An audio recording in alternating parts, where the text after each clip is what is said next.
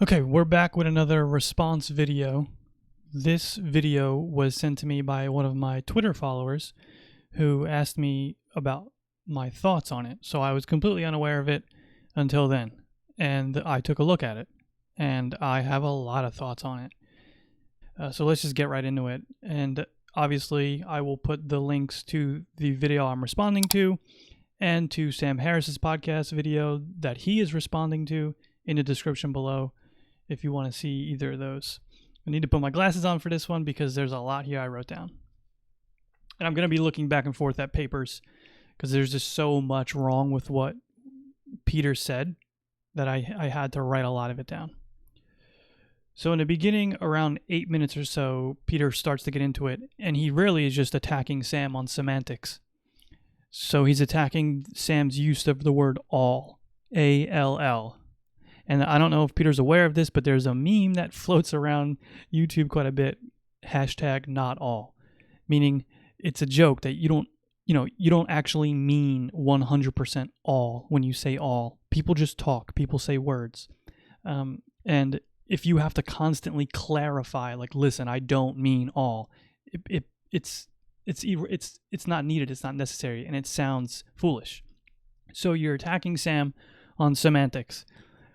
Maybe he could have used the majority. He could have used most. He could have used some. Sure, fine. It's kind of pointless. It's worthless.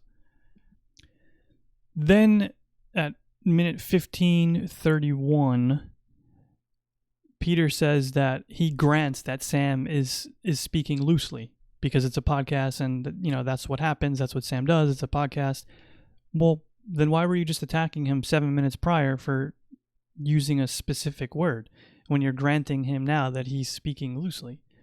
Yeah, he's speaking loosely. I mean, not when it comes to facts, he's not speaking loosely, but when he's just talking through things, he is using language. So sometimes you may not like the language, but you're debating semantics.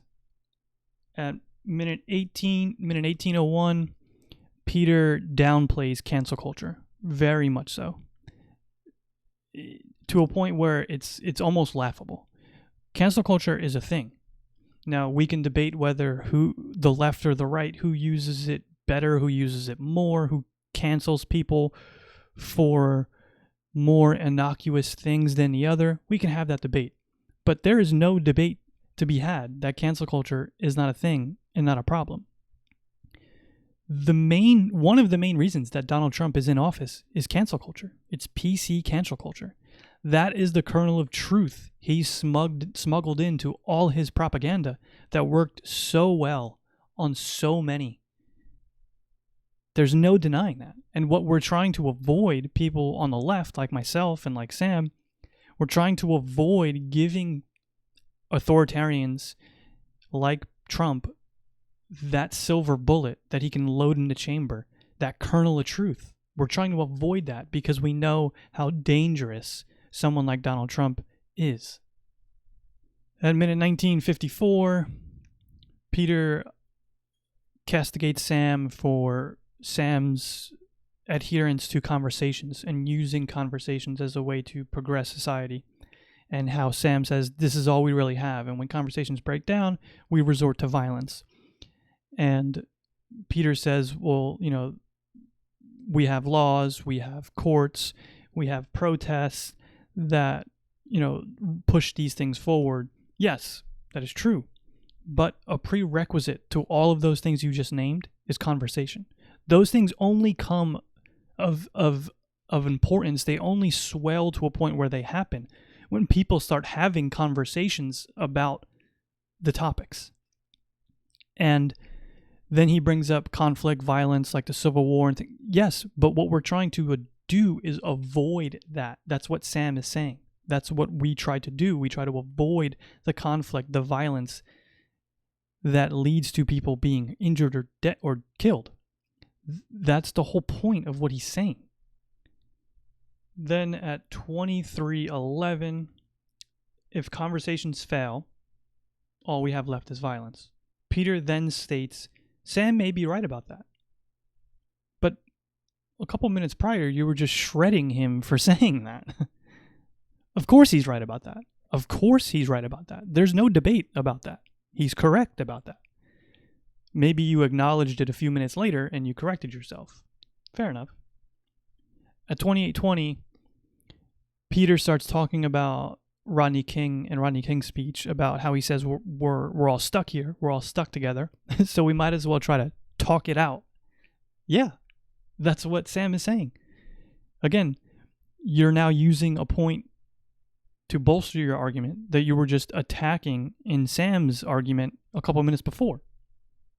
That makes no sense. Rodney King is right. Sam is right.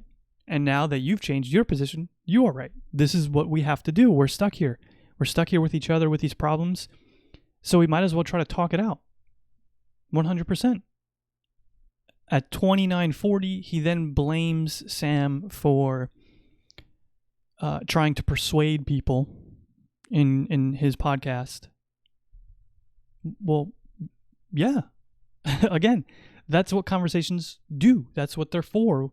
We have conversations generally to try to persuade our counterpart into doing or not doing something. Sometimes you have the facts on your side, sometimes you don't, but you're engaged in that conversation for that reason.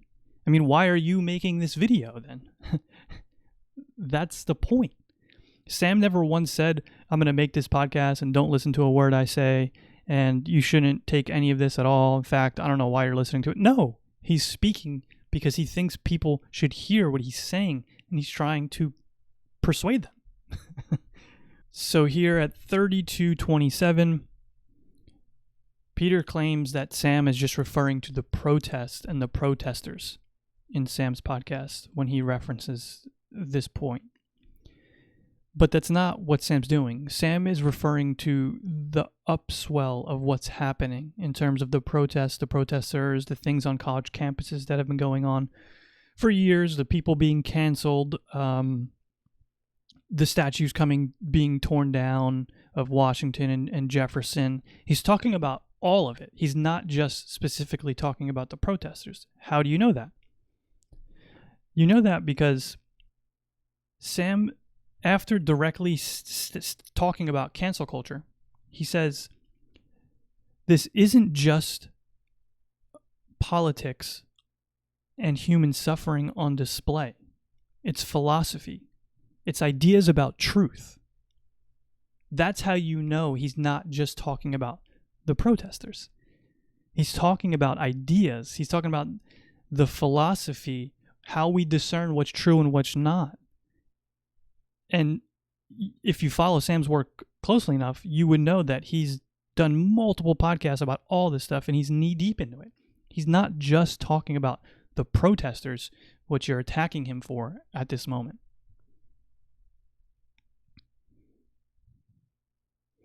At 31 minutes, Peter then says he disagrees with Sam, and he says that we're having these open conversations and debates everywhere. They're happening on the news. And he's saying that Sam is wrong when saying people are being shut down and these conversations aren't happening. Peter, we're not having these conversations on the news. That's so far from reality. You think these tough, hard-hitting conversations with deep nuance to them are happening on Fox News or CNN or MSNBC or OAN? Not a chance. And at any time, if there's any bit of intellectual conversation going on those channels, they're relegated to 5-6 minute segments where you have to cram everything in, and then the person against you has to rebut everything you just said while still cramming in everything that they want to say. They're not conducive to these conversations. That's why we have things like podcasts and YouTube really picking up steam. Because people want these conversations more, yes. Some people do. But not the normies, the majority of people who aren't knee-deep in this stuff on YouTube or podcasts or the political sphere of Twitter. They're still getting their stuff from CNN and MSNBC and Fox News, where these conversations aren't happening. And I will add this, I forgot to mention in the beginning of this video, I am not going over any area of agreement with Peter or where Peter agrees with Sam, or where I agree that Peter is right, Sam is wrong. I'm not going over any of that. There's too much here. The videos would be like an hour long if I did that. So just assume that if I don't mention anything that Peter said, I agree with it. At 35:25, Peter states that Harris is making a claim about the protests and the protesters and Black Lives Matter. He's not doing that. He's asking questions. He asks 4 questions. And then he specifically says he's not sure. So how is he making a claim? He's asking questions that he thinks are pertinent to the discussion that he wants to ask his audience. And then he tells you he doesn't know. And then he says that he's not even sure if the clips that you're seeing on the internet and Twitter and mainstream media, they're fairly disorienting because we're not really sure how much of the context is lost. Then at 43 minutes and 6 seconds, Peter starts using his hyperbole of his own. And I wouldn't care about this, but earlier in his video, he goes on about Sam as being very hyperbolic and he needs to watch his language. And then Peter says, to discredit what Sam is saying about Black Lives Matter and, some of the Marxist tones in it and socialism. And he says, saying we should be worried about the Mao's Red Brigades showing up on our shores. And that's hyperbolic. You trying to persuade somebody? And Trump has been given a different battle to fight now. In terms of what we're talking about here at this point at 43:06, the battle on coronavirus and how to properly hand it, he's completely out of his league and getting completely manhandled, and the country is suffering before it. Sam is worried about these instances could be used by Trump to paint a different battle, to get him off the battlefield versus COVID and get him on the battlefield versus the culture war and the Marxist tinge of what is happening in the streets. And that is a battle that could propel him to re-election. And Sam's worried about that. Rightfully so. 43 minutes and 58 seconds. Peter is basically just shadow boxing for the next few minutes. He's just going on about much of nothing that Sam has honestly said. And then he brings up when Sam says, we can't allow for a want for less mayhem, less crime, and restoring order, a race thing. It's a decent human being thing, of course. And Peter goes on about how law and order has a racially tinged, connotation to it. And Sam is saying we can't allow less crime, order, less chaos have a racial tinge to it. That's just a decent, civilized citizen thing. And then Peter goes on about COVID-19, and because Sam is saying that there's a hypocrisy between the Shutdown protest and the George Floyd protests, and the media is kind of being a little hypocritical, and so are some medical officials. The only thing I'll say about here is that there is a difference between these two protests. I do agree with Peter there quite a bit. But the one thing that is very worrisome and bothers me is, and Sam is right to point out, is there were people who were told that they can't have funerals or see their loved ones in their last moments before they die in the hospital. And then you have medical officials and certain media figures just saying it's perfectly fine that people are shoulder to shoulder in the streets during the middle of a pandemic. If you can't see how that is going to rub some people the wrong way and is a terrible optics, then I don't know what to tell you. At 57:37, some more hyperbolic talk from Peter, which again I wouldn't get on, but he castigates Sam for the same thing. He says the leading causes of death for African Americans, for blacks, and black men in particularly. And then he says, define leading causes. I mean, It's pretty simple. Like, what are some of the top causes that people die? What are the top 3, top 4, top 5? Those would be leading causes, right? It's just factually ambiguous. It could be 5, it could be 4, it could be 3. And at worst, he's just completely untrue right here. Okay, so he mentions that police shootings are some of the leading causes for deaths of African American men, of black men. That's not true. That's not true. Let's look at the numbers. Oh, so this is from the CDC.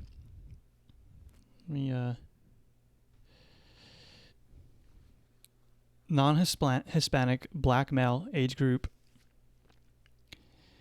So 45 and older, it's heart disease, cancer, stroke, unintentional injuries, diabetes, Alzheimer's, all ailments old age brings, poor diets, things like that. So let's focus on 1 to 44. So the leading cause is homicide. Okay. That's not police shootings or police deaths or being killed from police. That's homicide. Now, I'm sure maybe somewhere in there, if they're counting the police killing someone as homicide, they might be in there, you might say. I doubt they're doing that, but let's just grant you that they are. Let's go to this study. So this was maybe what Peter was referencing. Young men of color face an extraordinarily high risk of being killed by police, and that risk continues to be greater for black men as they age compared to whites.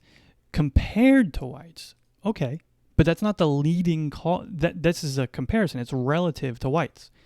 So that's not a leading cause of death of black men. Later, they state, quote, I want to be clear when we talk about leading causes. Police violence trails behind some causes that are killing many, many people, Edwards says. Relative to all causes of death, it's not that frequent.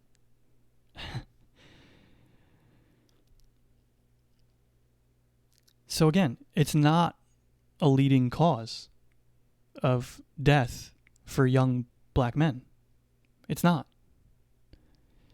If you compare it to white men, according to this study, which again it's hard to get really good data on this information, but if you want to compare it to whites, it's exponentially higher risk, but it's not a leading cause of death for black men in total.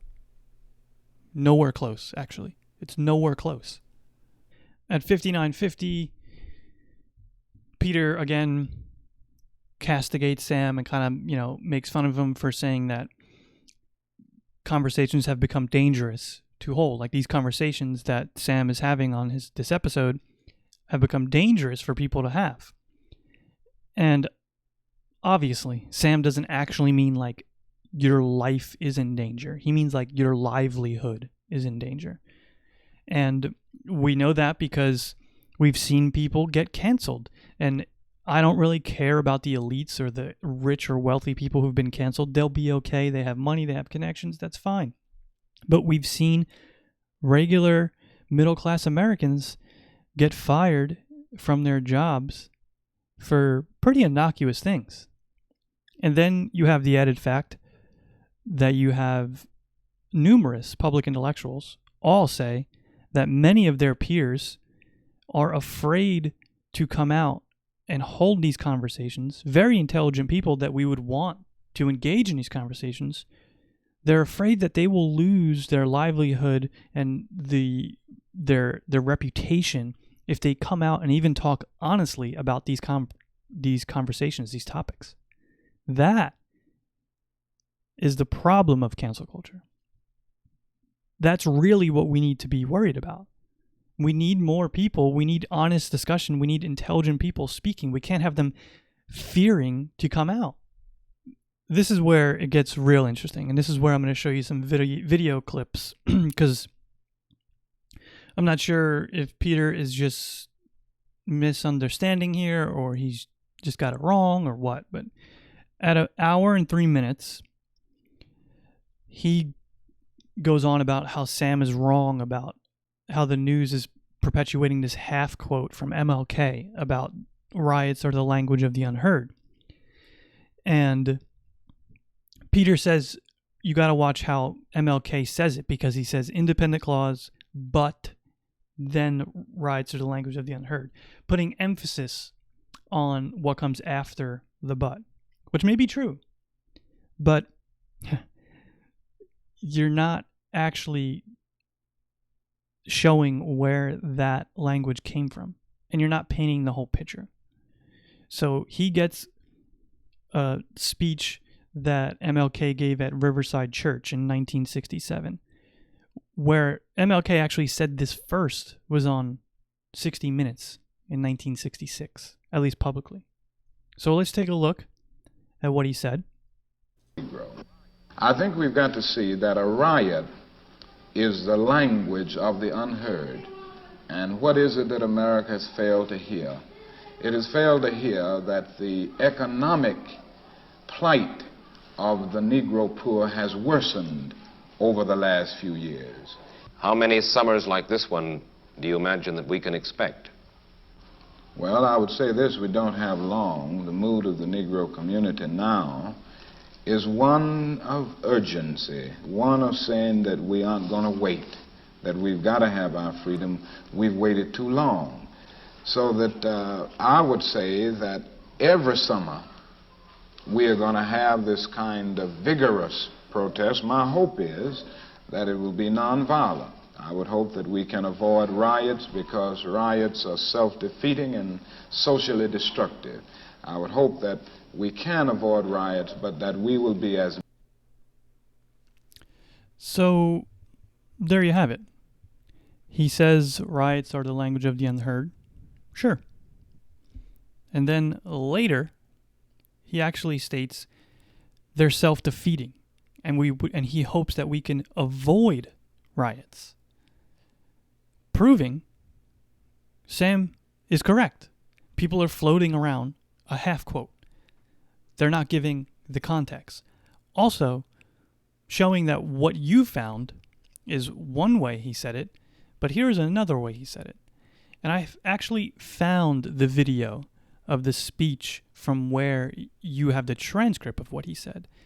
And since you put such a strong emphasis on the word but in his speech, he didn't actually say but. So let's look at that one. Exist in our society, which must be condemned as vigorously as we condemn riots. But in the final analysis, a riot is the language of the unheard. And what is it that America has failed to hear? It has failed to hear that the plight of the Negro poor has worsened over the last few years. It has failed to Let's hear listen that again. the promises of freedom and justice society, which He says must be then. condemned as vigorously as we condemn riots.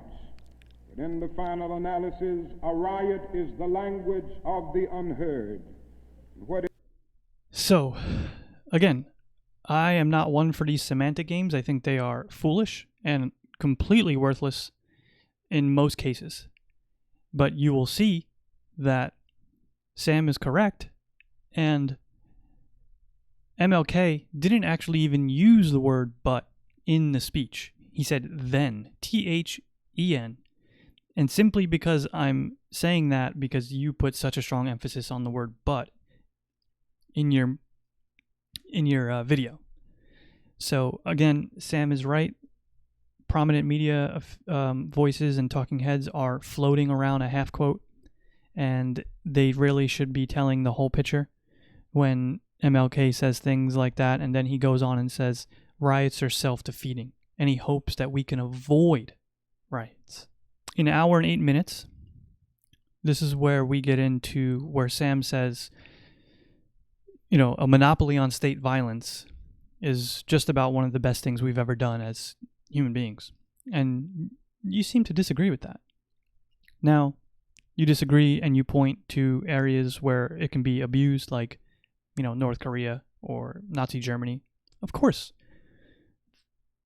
good things can always be abused, but that doesn't mean we throw away states' monopoly on force. And as a matter of fact, I would say a state's monopoly on force is a precondition to a civil democratic society. In modern day times, it is a precondition. Look around the world. Look at all the prospering countries that you would enjoy to live in. They have a monopoly on force. Look at the places that have massive problems with drug cartels. Why do they have massive problems with drug cartels? Because the feds don't have a monopoly on force. They're outmanned and they're outgunned by the Mexican drug cartels. That is the only reason they can't get the Mexican drug cartels under control. They don't have a monopoly on force. Then Peter evokes the Second Amendment, saying that, look, even the founders knew that the government shouldn't have a monopoly on force. Yes, perhaps they thought that in 1776, when they had muskets and one single barrel that you had to load, and it took a couple of minutes to reload. But in today's modern world, this is impossible, okay? With the type of weaponry we have today, you can't have citizens having RPGs, having grenades. You can't have that. You'll have in some instances, you may have privatized policing. And that's a disaster waiting to happen. And again, he plays a semantic game when he says, when he interchanges superior force with monopoly on force. So, yes, the American citizens have guns. They can protect themselves. They can potentially kill others, for sure. So maybe you say that the U.S. government doesn't have a monopoly on force, but they definitely have a superiority on force. And it needs to be that way to have a civil society. At an hour and 13 minutes, Peter talks about police don't deter crime. This is just factually untrue.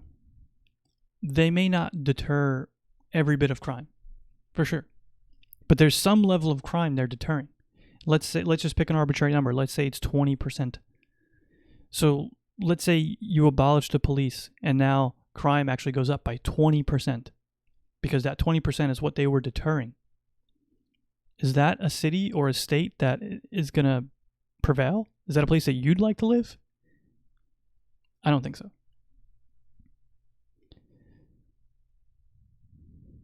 And then Peter states the clearance rate of numerous types of crime, and he points to these as saying policing doesn't really work.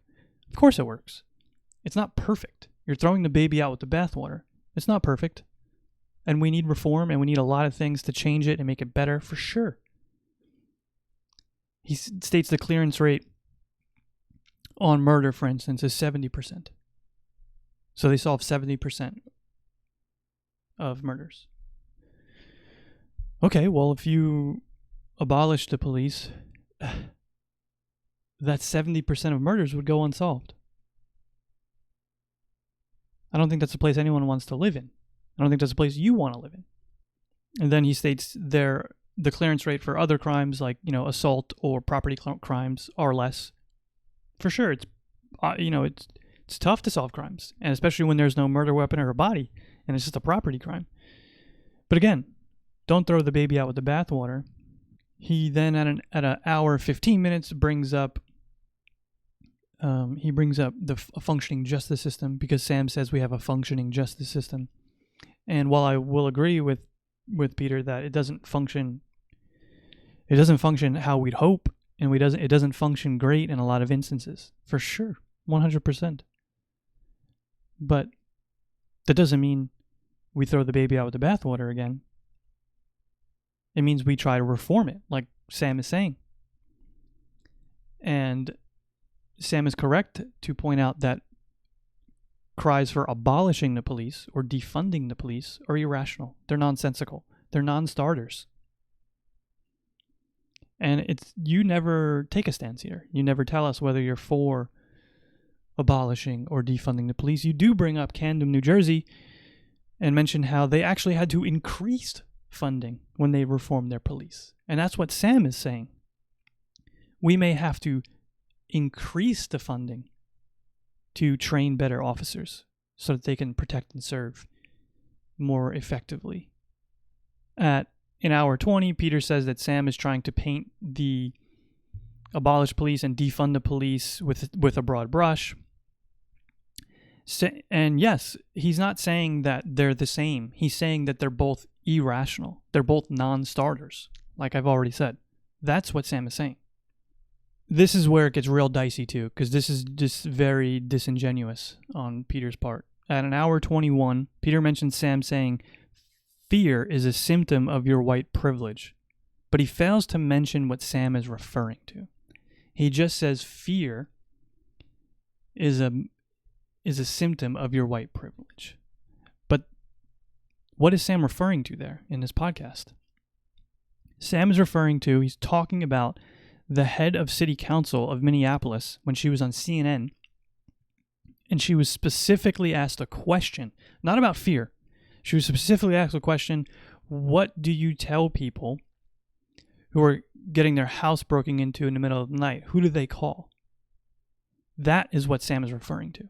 And I got to take it that you watched or listened to his entire podcast, and for you to listen to his entire podcast and leave that out is extremely disingenuous. And if you think it's not insane for the head of city council of a city in America to say to the person asking that question that they need to check their privilege before they call the police, and that's not a defeating message from any political party, you've completely lost the plot. Of course it is. Of course it is. Someone's breaking into your house in the middle of the night and you want the police to come help you out? You need to check your privilege? Now, she obviously had to walk that back because, like Sam pointed out, it's one of the most galling and insane things anyone has ever said on live television. And it's a shame you left it out. At an hour 25, Sam brings up how people are being fired for saying Black Lives Matter. And then he doesn't reference, but too closely, he states the LA Galaxy player who was fired. Now, Sam is sloppy here, is a little careless. I will mention that. But Peter also tells a half-truth when he says that the Galaxy player wasn't fired. He quit. That's not entirely true. They had a meeting with the team officials, the Galaxy, and the player, and they decided to go their separate ways. Now, we don't know what that means, but he didn't just quit. We know that for sure. And the fact that they negotiated his contract and a release from his contract. So that tells you that there's more than just him quitting. And it also is absolutely insane that it came to that because his wife said something. Is that a society we want to build where someone close to you says something but you get punished? I don't think that's the society we want to build. Regardless of how gross of what it is that was said. It was gross what she said. Absolutely disgusting. But he didn't say it. At an hour and 27, Peter states that Sam is engaging in mind reading.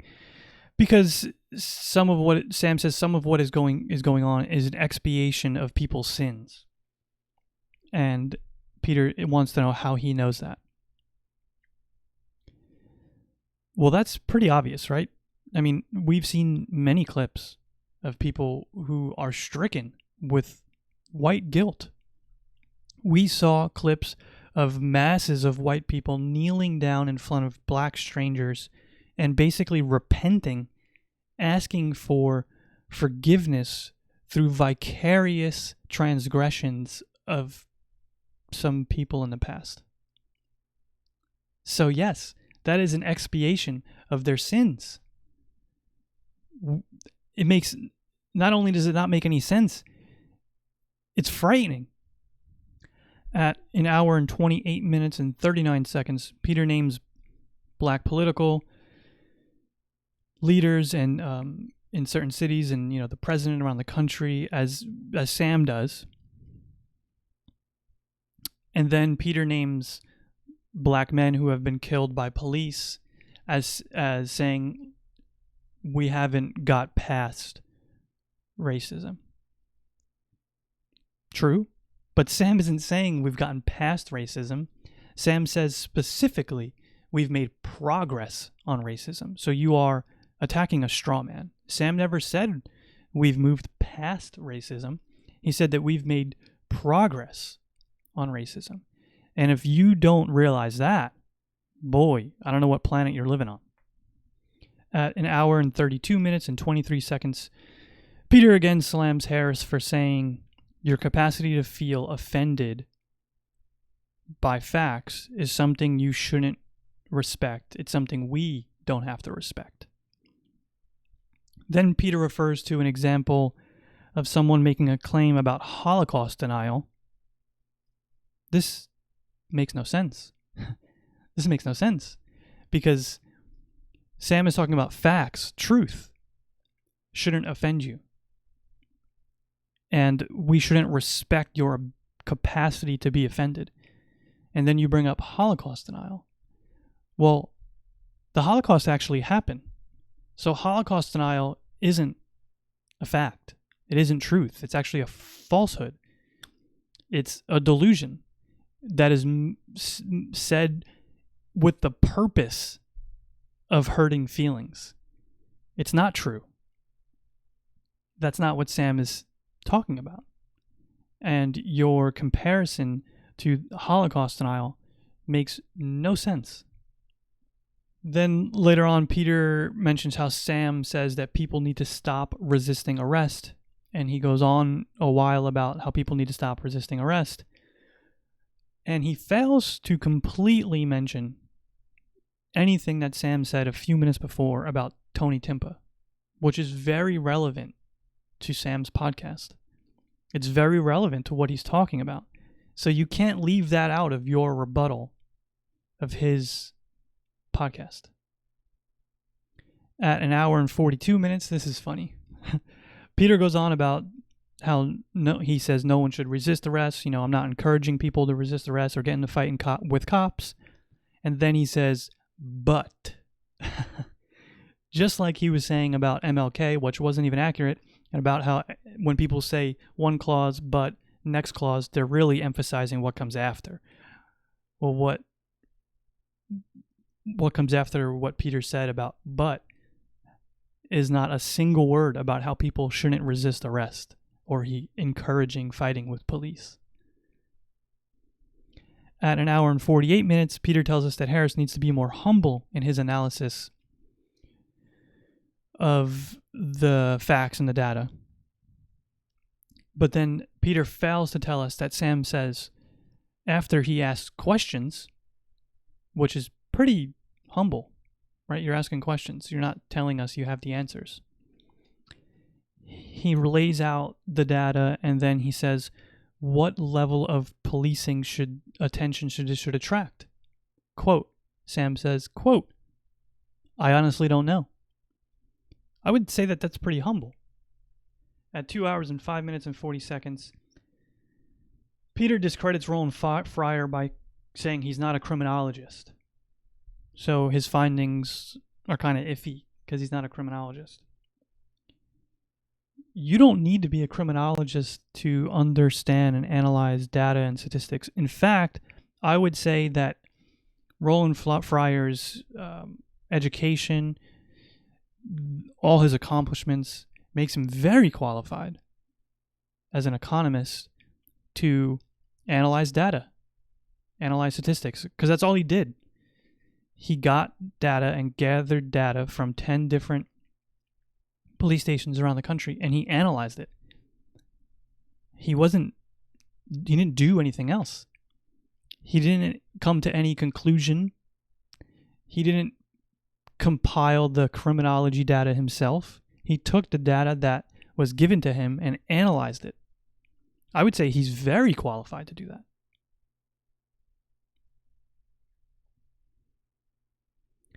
Then, in a weird twist, at 2 hours and 16 minutes and 48 seconds, Peter grants Fryer's foundings. So now he's saying sure, yeah.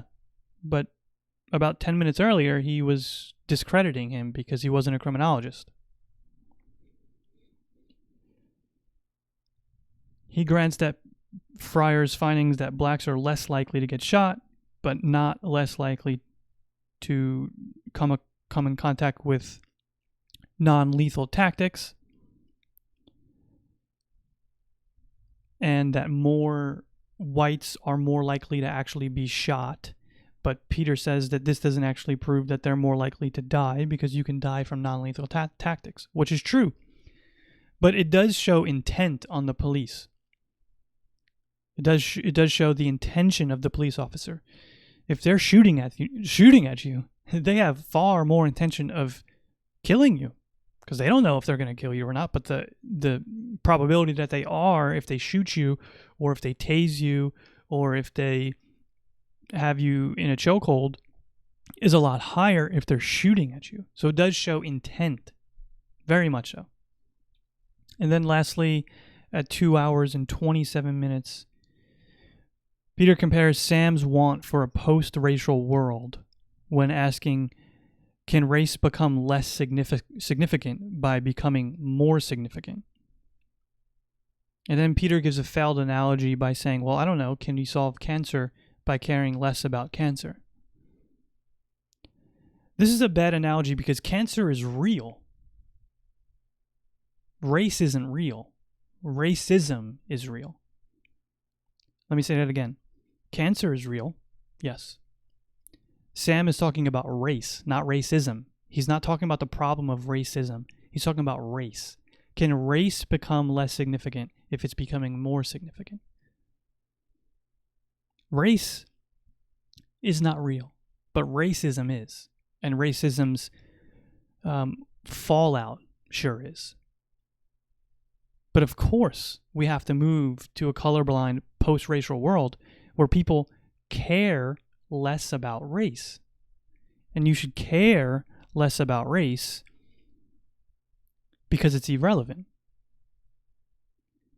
Just like Martin Luther King said, it's the content of your character. So if you're going to sit here and tell me that we should care more about race and that's going to get us to a better place, that doesn't seem to be working out. Not in the slightest. Sam is 100% correct that we need to care about race about as much as we care about eye color or hair color. It's irrelevant. Okay? It's completely irrelevant. As I get from two other public intellectuals, Camille Foster and Thomas Chatterton Williams, and I'm not sure if this quote is with Thomas. I don't think it is, but like he states, race is not real, but racism is, and we must fight against it. And I hope that's what you're trying to do. But in your response to Sam's podcast, there were a lot of holes in it.